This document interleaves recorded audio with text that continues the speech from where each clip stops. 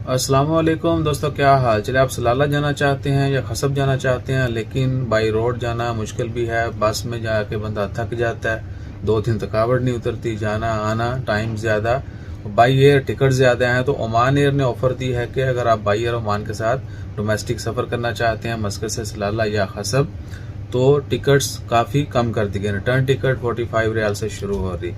इसी वीडियो का लास्ट में जो है एग्जैक्ट जो पोस्टर है, फ्लायर जो है, वो भी मैं ऐड कर रहा हूँ। आप एग्जैक्टली जो है पढ़ लीजिएगा, देख लीजिएगा। तो पहले से यानी काफ़ी अट्रैक्टिव, ज़्यादा यानी अट्रैक्टिव ऑफर है। और उसमें कुछ मिनिमम स्टे का भी है। 2 दिन का स्टे होगा तो टिकट रेट जो है नॉर्मल है। अगर 7 दिन का स्टे है तो बहुत कम हो जाएगा। इसी तरह महीना है स्टे तो और भी कम हो जाएगा। और वैलिडिटी भी इसकी 1 महीना है। आज 19 जुलाई है और दिन है मंगल का। 1 महीना इसकी वैलिडिटी है।